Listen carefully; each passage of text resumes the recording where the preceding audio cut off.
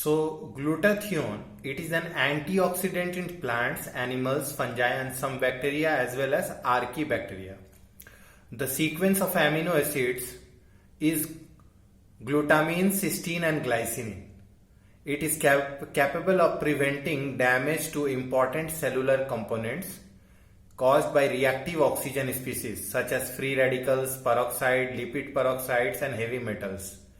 It is a tripeptide with a gamma peptide linkage between the carboxylic group of the glutamate side chain and cysteine. The carboxylic group of the cysteine residue is attached by normal peptide linkage to glycine. It is also called gamma L-glutamine L-cystenyl glycine. Hydrolysis of the following compound in conc HCl for several hours at 373 Kelvin gives the amino acids. Identify it. Is it optically active? So if we see the hydrolysis, so it gives C NH2 COOH COOH CH2 COOH. If this molecule is undergoing decarboxylation, it gives optically active amino acids, and it is an acidic amino acid because the number of COOH group is more than the number of NH2 group. If alanine or glycine is treated with lithium aluminum hydride, it gives A. If this is treated with ethyl alcohol in presence of sulfuric acid, it gives B plus C. If it is treated with HNO2, it gives D. If it is treated with ethanoyl chloride in presence of base like pyridine, it gives E. If it is treated with benzyl chloride in presence of base, it gives F. So we have to find out what are A, B, C, D, E, F. So I have taken here the example of glycine. So glycine has a carboxylic group as well as amino group, but lithium aluminum hydride is a very good reducing agent. So it will reduce the carboxylic group to primary alcohol. So that will be the product. So you can write down the product. That will be 1, 2. So 2 hydrox. We can write 2 hydroxy ethanamine. If this glycine is treated with ethyl alcohol, that means esterification will be done. So ester will be formed with an amino group plus water will be formed. So A will be a amino group containing alcohol, B will be an ester with an amino group, C will be water. Now HNO2, when a amino group is present in the organic compound, if it is treated with nitrous acid, which is an unstable acid, so we don't add directly nitrous acid, we take in the form of NaNO2 plus HCl. So if nitrous acid is treated, then in place of a NH2 group, OH group comes. So this is 2-hydroxy ethanoic acid. So that is the compound form. So D is an alcohol containing carboxylic group, carboxylic compound.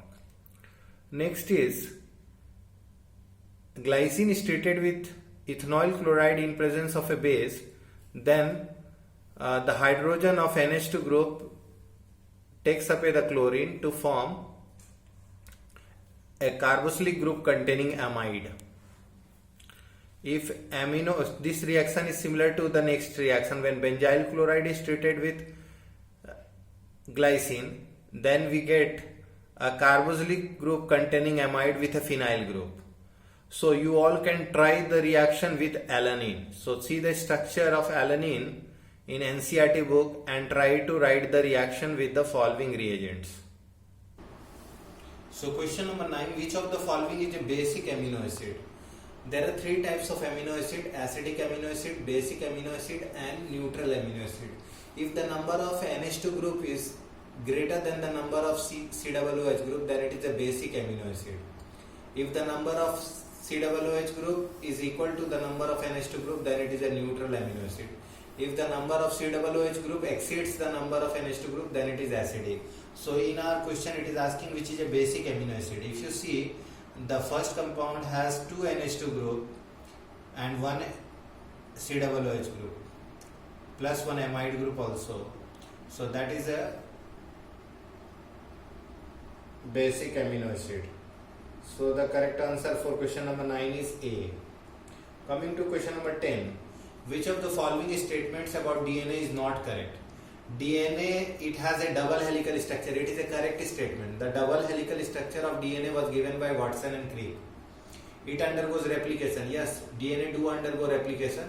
Replication is the process by which DNA synthesizes DNA with the help of enzymes.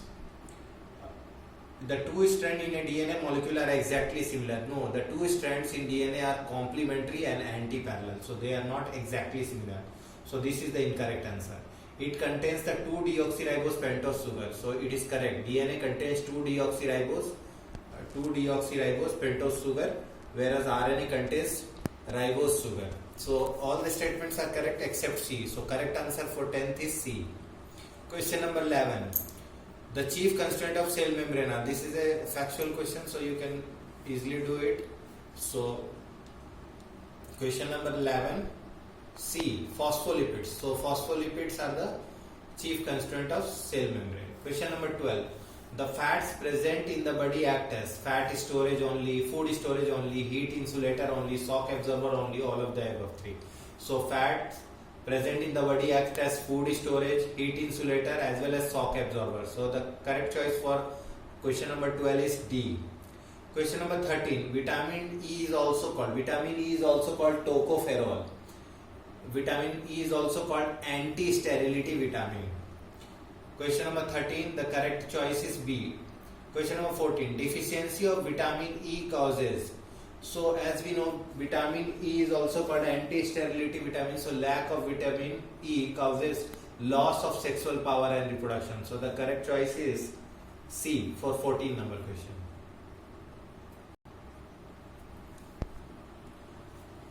Question number 16.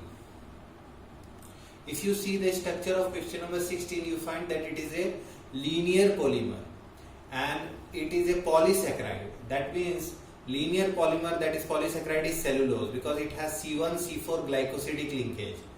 Starch is branched, whereas maltose and sucrose are disaccharides. So the correct choice for question number 16 is C.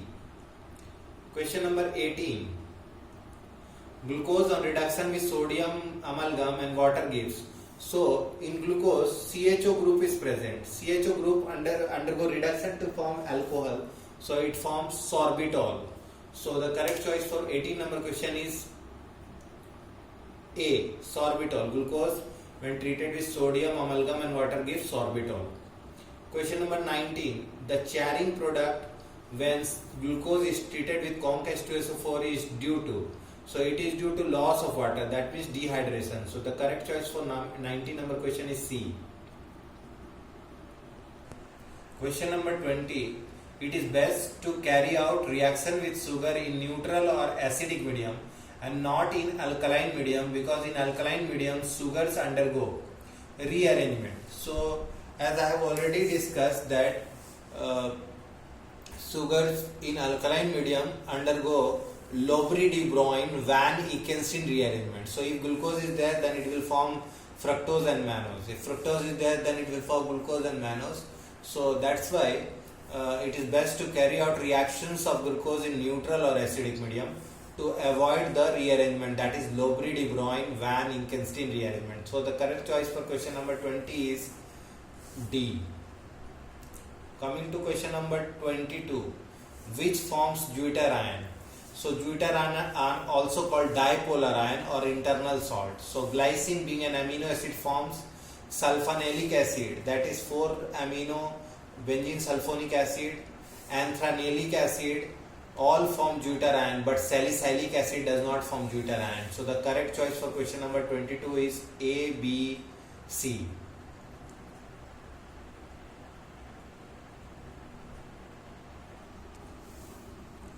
Question number 29.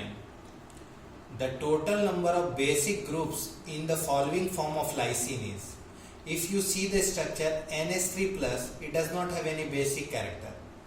CH2, CH2, CH2, CH2, these are not having any basic, but NH2 lone pair, this is basic, and the carboxylate oxygen minus, that O minus, that is also basic. So it has total number of basic group 2. Now one question I am giving you to all my students, this is for you to solve.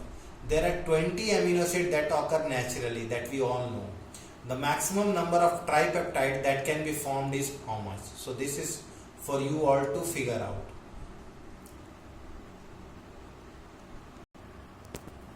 So question number 27, match the following. It is a matching column type question. Column 1, sucrose. A is sucrose, B is cellulose, C is maltose, D is starch. Column 2, P is 1,2 glycosidic linkage, Q is 1,4 glycosidic linkage, R is polysaccharide, S is disaccharide. So sucrose is a disaccharide, first important point. And when sucrose is formed from glucose and fructose, 1,2 glycosidic linkage is present. So the answer for A is P and S. Cellulose. Cellulose is a polysaccharide and it has 1,4 glycosidic linkage. It is a linear polymer of beta D-glucose. So cellulose, Q and R. So Q and R. So B is Q and R. Maltose. Maltose is a disaccharide and it has 1,4 glycosidic linkage. So maltose C is Q and S. Starch. Starch is a polysaccharide and it has 1,4 glycosidic linkage as well as 1,6 glycosidic linkage.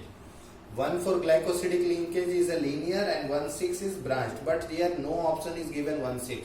So for D, the answer is Q and R, 1,4 glycosidic linkage and polysaccharide. So this is the answer for question number 27.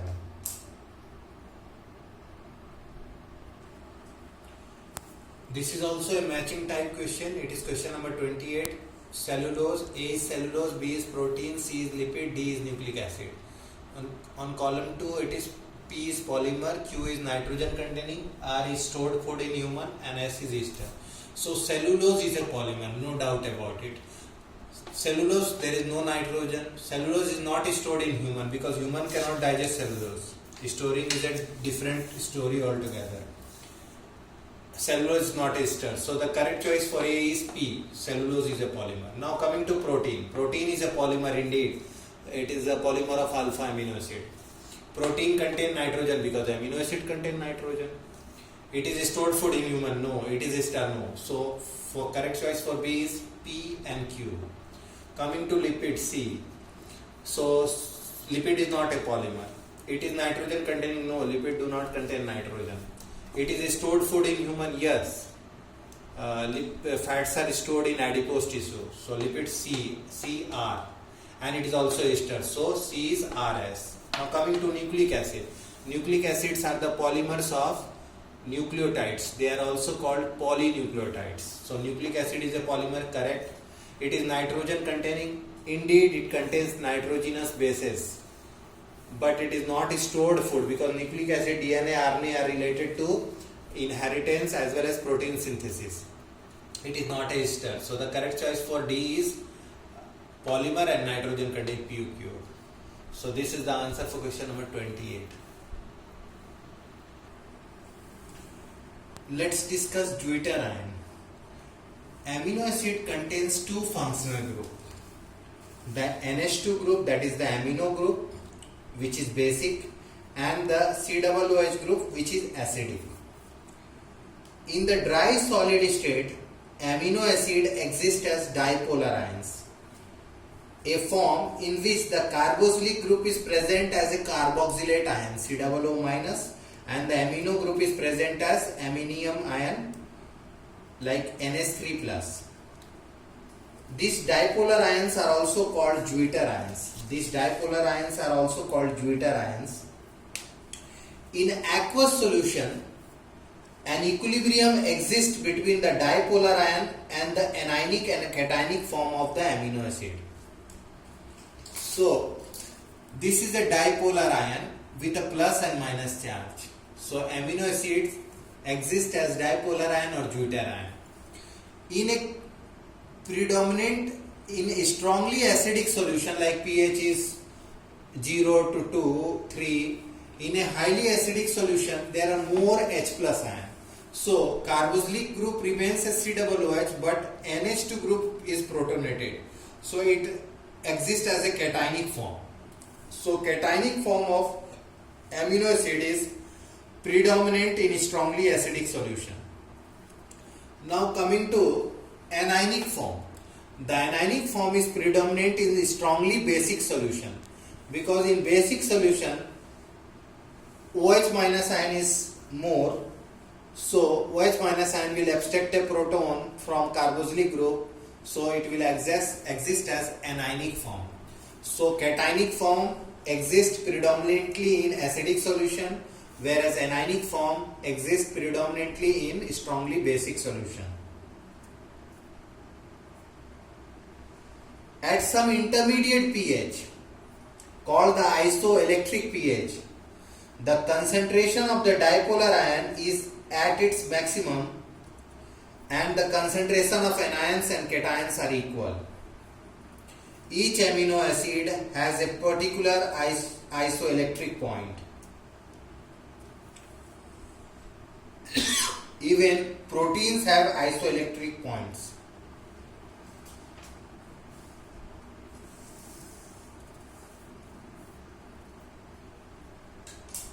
Isoelectric pH is given by pKa1 plus pKa2 by 2.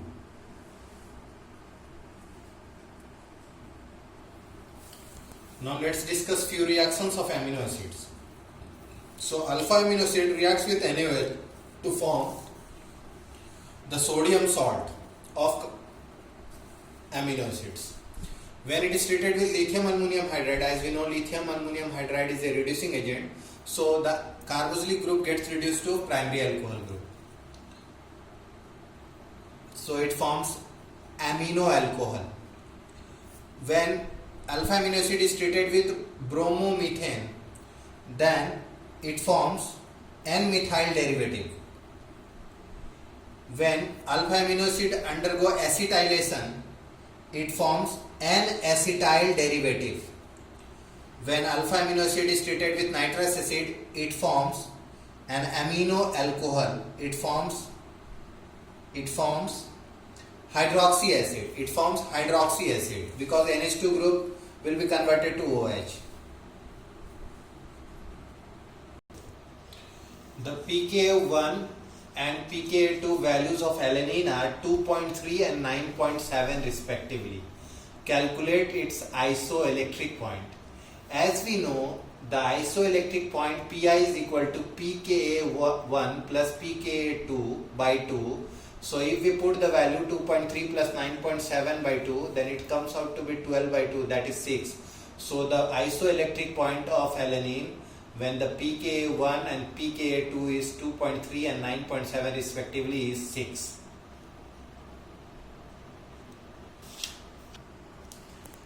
Test of proteins. So proteins can be tested by biuret test, xanthoprotic test, Millen's test, Nene-Hydrin test, nitropuruside test, Mollis test.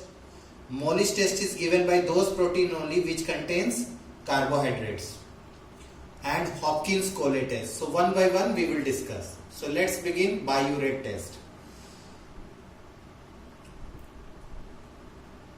We have to take a alkaline solution of protein to which dilute solution of copper sulfate is added. A violet color is developed.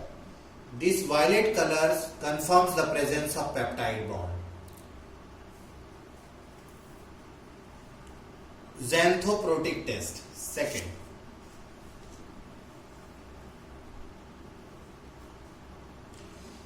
Some protein gives yellow color with concentrated nitric acid. The formation of yellow color is due to the reaction of nitric acid with benzenoid structure. So when a protein is warmed with nitric acid, a yellow color may be developed, which turns orange on addition of ammonium hydroxide solution. So this is called xanthoprotic test. Millen's test. Millen's reagent is mercurous and mercuric nitrate in nitric acid. Millen's reagent is mercurous and mercuric nitrate in nitric acid. It is added to protein solution. A white precipitate is formed which turns brick red on heating. This test is given by proteins which give tyrosine on hydrolysis, and this is due to the presence of phenolic group. Tyrosine is an aromatic amino acid and it undergo coupling reaction also. Next is Nin-hydrin test. This test is given by all proteins. So this test is given by all proteins. So when a protein is boiled with a dilute solution of Nin-hydrin, a violet color is produced.